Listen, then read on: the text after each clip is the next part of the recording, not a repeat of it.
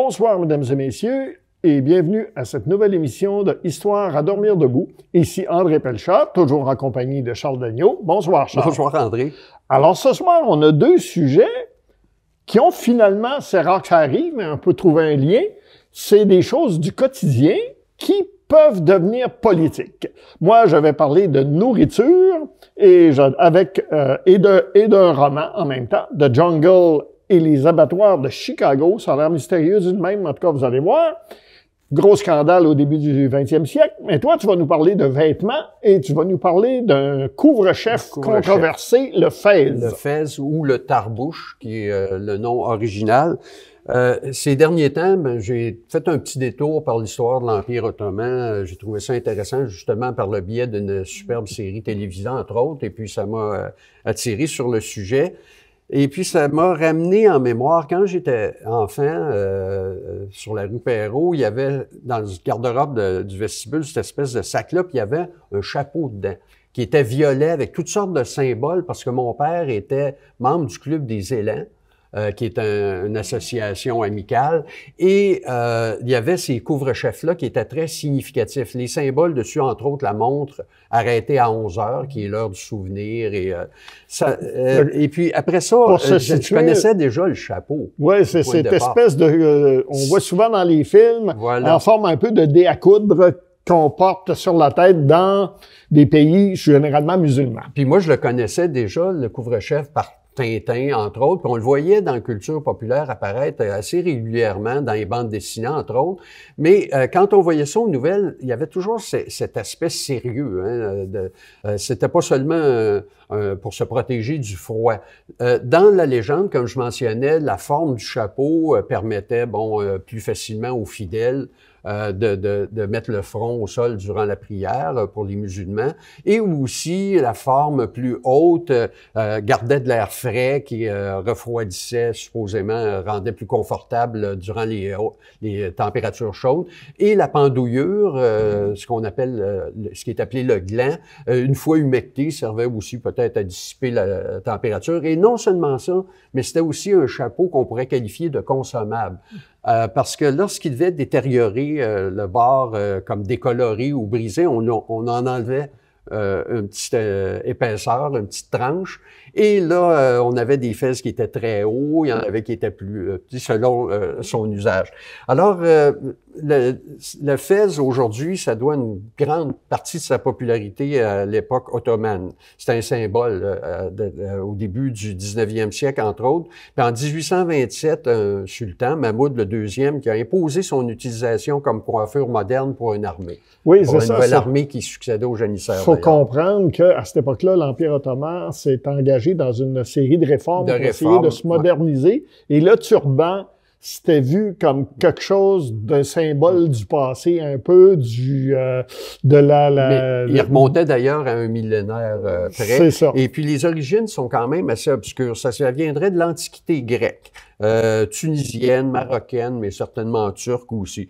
C'était vraiment populaire pendant la première période de l'Empire ottoman. D'ailleurs, ça servait de base pour les turbans.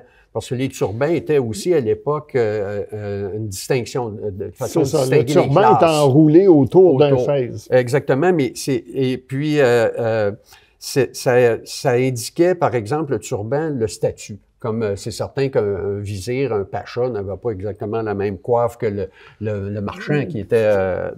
Alors, en 1826, le sultan Mahmoud II de l'Empire, il va supprimer l'ordre des janissaires, qui était une force militaire qui était devenue autonome, puis qui était un pouvoir politique qui souvent pouvait même déposséder un sultan et puis mettre au pouvoir un prince selon son choix.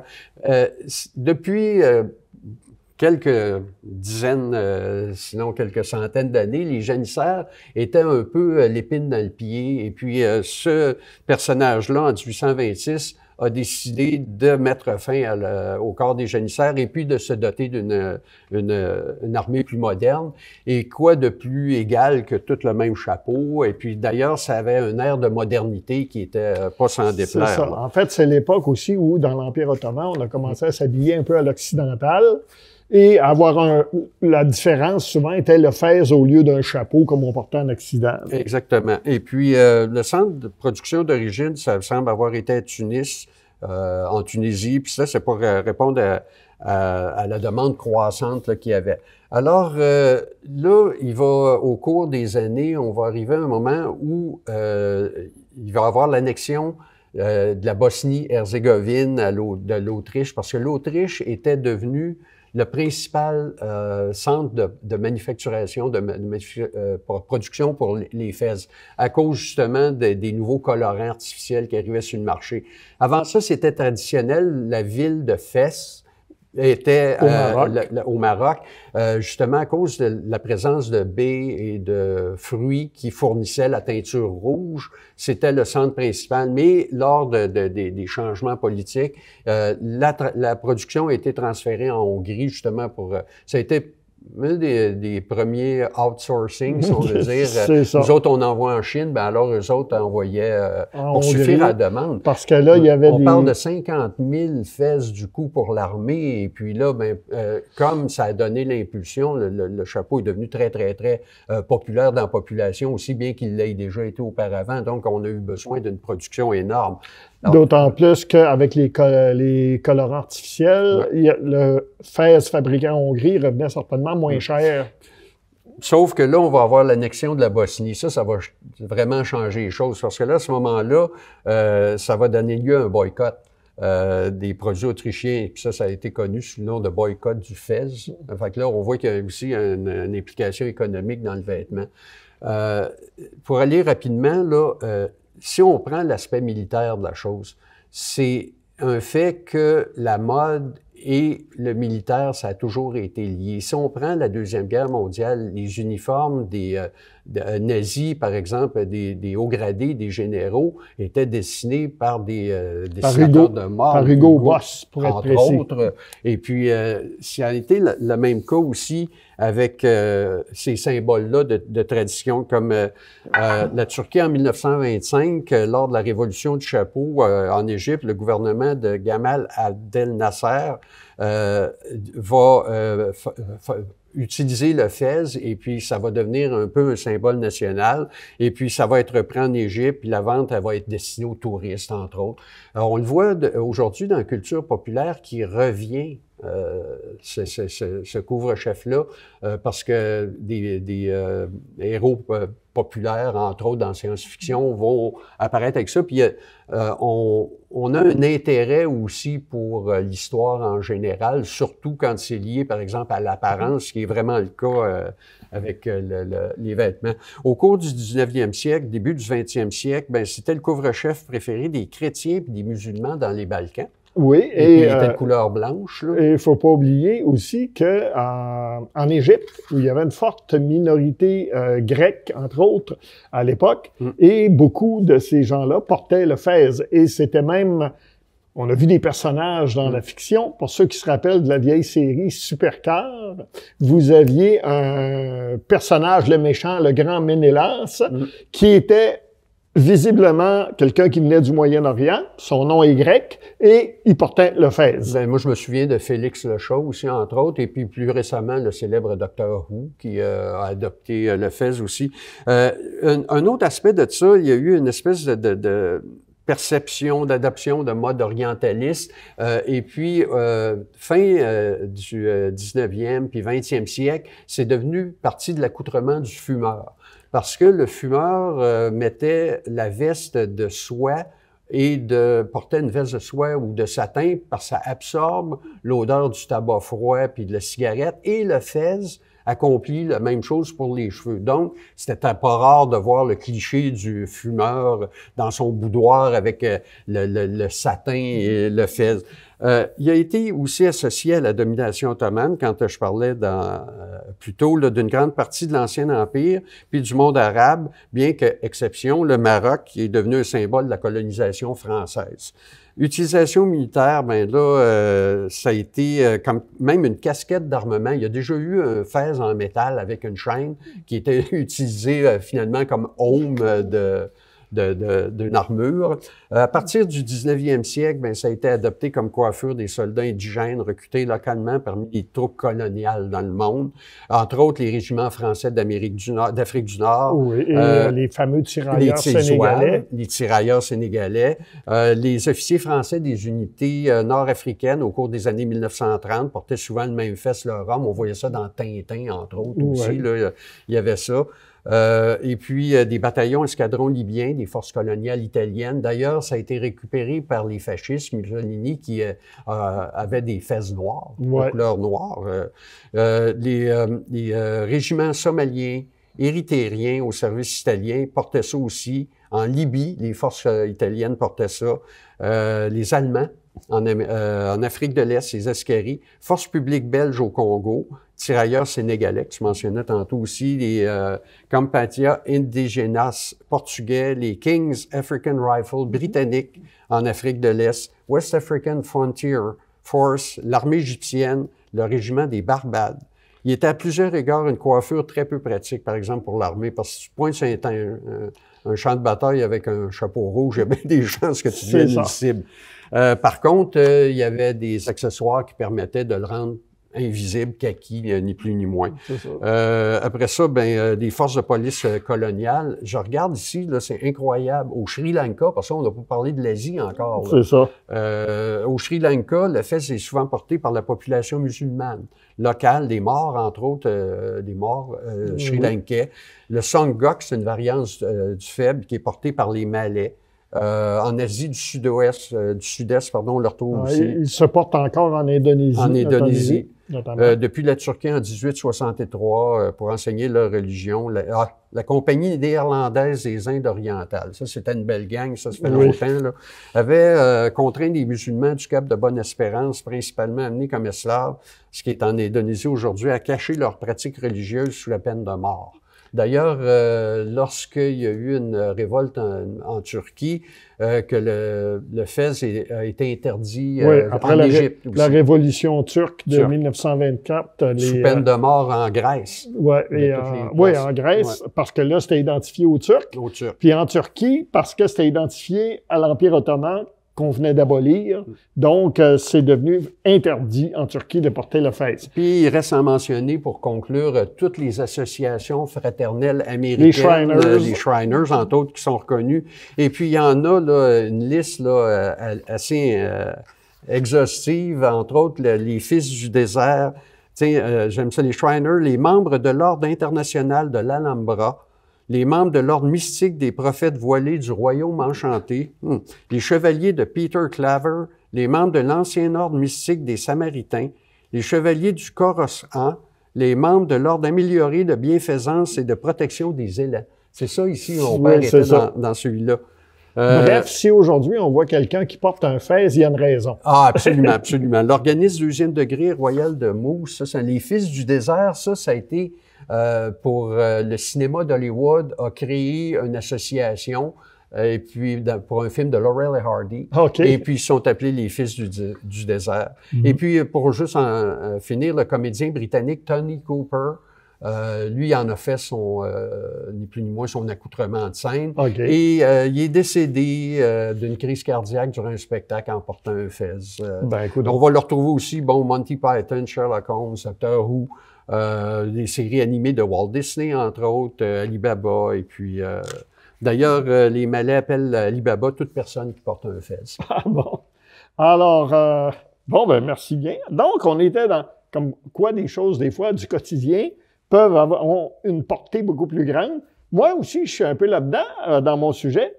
Je vais vous parler de Jungle, je vais dire dans un instant pourquoi je le dis en anglais, et des abattoirs de Chicago, histoire d'un scandale. On remonte au début du 20e siècle. The Jungle, la jungle, à ne pas confondre avec le livre de la jungle. Dans le roman de La jungle, les animaux sont morts. C'est un auteur qui s'appelle Upton Sinclair, qui était un journaliste. qui était célèbre pour ce qu'on appelait à l'époque le muckraking. On dirait aujourd'hui les journalistes jeteurs de boue, mais aujourd'hui, moi, je vais vous dire, on dirait tout simplement que c'est un journaliste d'enquête et qui faisait des enquêtes approfondies. Et c'était aussi un homme de gauche, c'était un socialiste avoué, et il a écrit en 1906, après une enquête approfondie, un roman, parce qu'il pensait que ça toucherait plus les gens que de juste écrire des articles dans un journal, parce que lui écrivait dans des journaux de gauche que pas tout le monde lisait. Donc, il a pensé qu'avec un roman, ça marcherait mieux. Et le roman a été publié en format livre par les éditions Doubleday en 1906, après avoir passé en feuilleton dans un journal qui s'appelle Appeal to Reason, qui était un journal socialiste. Le but de Upton Sinclair, c'était de dénoncer les conditions de travail, plus spécifiquement dans les abattoirs de Chicago. Et il va parler donc de l'absence de soutien social, des conditions de vie, de travail désagréables et souvent même oppressives, du désespoir de nombreux travailleurs, et mettre ça en contraste avec la corruption des personnes au pouvoir, ce qui n'était pas, à l'époque, ça relevait pas de la théorie du complot, là. Son contemporain, Jack London, autre écrivain bien plus célèbre encore que Upton Sinclair, va qualifier son roman de « La case de l'oncle Tom de l'esclavage salarial », de vraiment une dénonciation. Sauf que l'impact du roman, ça ne sera pas celui que Upton Sinclair pensait. D'abord, décrivons un petit peu le roman. Le personnage principal est un Lituanien qui s'appelle Jurgis Rudkus, qui arrive avec sa femme aux États-Unis en recherche d'une vie meilleure, comme des millions d'Européens à l'époque. Et après, ils se font escroquer en arrivant, ils perdent la plus grosse partie de leurs économies. Et là, ils cherchent du travail, ils trouvent que c'est pas si facile que ça, mais en même temps, ils admirent la technologie, ils admirent l'efficacité des industries américaines et finissent donc par se placer dans les abattoirs. Et c'est là que se déroule une grosse partie du roman. On voit là-dedans d'abord des conditions de travail épouvantables que notre personnage principal au début critique pas, parce que c'est pas pire que chez eux, dans le fond, tu sais. Mais en même temps, avec le temps, il devient un petit peu plus critique. Et on voit comment ça fonctionne dans les abattoirs. Il faut savoir que les abattoirs de Chicago, c'était les plus grands abattoirs du monde à l'époque. Et c'était le bœuf de l'Ouest qui arrivait là par chemin de fer. Et il y avait tout un système il appelait ça la chaîne de désassemblage. C'est-à-dire qu'une fois qu'on avait abattu l'animal, il fallait le décortiquer, utiliser les différentes parties, puis essayer d'en perdre le moins possible. Ce qui fait que des fois, la viande qui sortait de là, elle contenait beaucoup d'éléments qui n'auraient pas dû normalement être destinés à la consommation. Et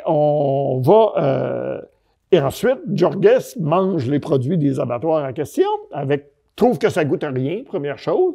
À un moment donné, un de ses enfants, qui est handicapé, meurt d'une intoxication alimentaire. Et là, après ça, il va travailler dans des usines d'engrais à un moment donné, il va devenir alcoolique, bon, etc. Et là, il va, à un moment donné, se retrouver même en prison parce qu'il s'est battu avec un contremaître. Puis là, on voit à travers ça toutes les conditions de travail, mais aussi les conditions de fabrication de la viande. À un moment donné, on a une scène, parce que moi, je me souviens, je l'ai lu, le roman en question, où il y a une bagarre dans dans l'abattoir. Et là, vous avez l'espèce de cuve dans laquelle on mélange ce qui va finir en saucisse. Et le gars, il y en a un qui tombe dans la cuve. Et donc, dans la viande, dans le broyeur de viande, on arrête sa machine, pendant. On continue. Et ça, c'est... donc, le gars va se retrouver dans la saucisse qui va sortir de là éventuellement. Et ça, c'est des choses... Upton Sinclair avait vraiment fait ses devoirs avant d'écrire son roman. Là. Il n'inventait pas ça. Et bon, évidemment, tout ce qui traîne par terre, quand on fait le ménage, on envoie ça dans la chaîne de fabrication des aliments. Oui, c'est ça. C'est un... C'est dégueulasse, merci. Oui, très, très, très, très. Et là, évidemment, éventuellement, dans le roman, Jurgis finit par rencontrer un socialiste polonais qui l'amène dans le Parti socialiste. Et là, bon, ça se termine... L'utopie va arriver. Oui, c'est ça, éventuellement. Là, c'est le seul espoir de la classe ouvrière. Mais 5 éditeurs vont rejeter l'ouvrage au départ parce qu'ils le jugent trop choquant pour le grand public. Et Sinclair était en fait sur le point de s'auto-publier quand il a été accepté par une maison d'édition. Et donc, ça va être tiré à 5000 exemplaires au départ. Ça va se vendre comme des petits pains chauds. Et dans les 6 premières semaines, on va en vendre 25 000. Et depuis, il a été imprimé plusieurs fois, puis 4 autres versions auto-publiées par Sinclair lui-même ont été faites parce que Sinclair a une longue carrière de militant aussi. Donc, le livre apporte évidemment à Sinclair une renommée nationale. Et lui, son idée, c'était d'utiliser ça pour exposer l'enfer de l'exploitation de l'ouvrier dans l'usine américaine typique au tournant du 20e siècle. Mais le public qui lisait, eux autres, c'était la sécurité alimentaire qu'ils voyaient là-dedans. C'était la même réaction que tu as eue tantôt. C'est donc ben dégueulasse. Ils sont en train de nous empoisonner carrément. C'est ça. Il y avait de la viande de bœuf tuberculeux qui était vendue. C'est le Winston Churchill va faire l'éloge du livre en question. Et Winston Churchill faisant l'éloge d'un ouvrage de gauche, c'est assez rare, merci. Bertolt Brecht, dramaturge allemand, va en reprendre ce thème-là dans une pièce de théâtre. Et le président Theodore Roosevelt, qui lui avait déjà décrit Sinclair comme un cinglé à cause de ses positions socialistes, mais là, il va écrire en privé à un journaliste, William Allen White, il va dire que ça se peut pas ce qui est là-dedans, là. Mais après beaucoup de pression et de discussion publique, il va décider de charger le commissaire au travail, Charles P. Neal, et un travailleur social nommé James Bronson Reynolds, de se rendre à Chicago pour enquêter sur certaines installations de conditionnement de viande. Évidemment, les propriétaires des abattoirs, ayant appris que la visite s'en venait, ils ont demandé à leurs ouvriers de tout nettoyer soigneusement, mais ça n'a pas été suffisant.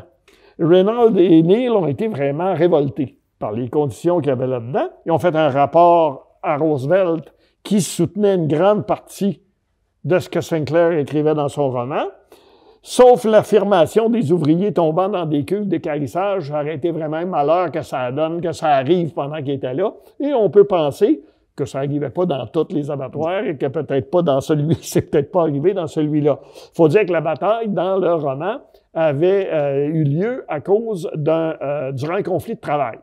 Alors, il fallait encore qu'il y ait eu une grève. Il y en a eu. Il y en a eu plusieurs. Mais c'est un fait que la mafia est impliquée aussi dans le domaine des abattoirs. Là. Pas encore à cette époque-là. Pas encore à cette époque-là. Plus tard, oui. Parce que là, ça a dû servir justement de... Et dans ce qui est le fameux conflit de travail, d'ailleurs, dans le roman de Upton Sinclair, amène les abattoirs à engager, et là, on voit aussi le racisme de la société de l'époque, des briseurs de grève, et on choisit des Noirs qui viennent du Sud pour les amener dans les usines. Et là, bien sûr, s'ils sortent dehors, ils se font lyncher par les travailleurs. Mais en même temps, le portrait qui est fait d'eux autres, là, c'est comme une tribu de cannibales qui viennent s'installer dans les abattoirs. Upton Sinclair, il était de gauche, mais il était aussi raciste que n'importe qui à l'époque. Et donc, ça va amener le gouvernement à voter des lois. Ça va, en fait, conduire à la création de ce qu'on appelle la Food and Drug Administration aujourd'hui. Donc, c'était... quand même, ça a été extrêmement important. Un gros héritage de ce roman-là. Mais, comme Upton Sinclair le disait, j'ai visé le cœur des Américains, voulant dire pour les sensibiliser aux conditions des travailleurs, mais j'ai touché le reste du monde. Donc, il y a eu plusieurs législations. le gouvernement, notamment, supportait les coûts de l'inspection, les contribuables, donc, supportaient les coûts de l'inspection. Et Sinclair avait dit que ça aurait dû être les compagnies qui auraient supporté les coûts des inspections. Mais au moins, maintenant, on avait des inspections. Alors, Upton Sinclair va devenir extrêmement célèbre aussi grâce à ça. 4 ans après, il va publier, en 1919, il va publier The Brass Check, un exposé sur le journalisme américain qui met en lumière la question du journalisme jaune et les limites de la presse libre aux États-Unis, qui est contrôlée par des grands magnats, ça va pas changer. Et 4 ans après, il va y avoir le premier code d'éthique pour les journalistes qui va être créé.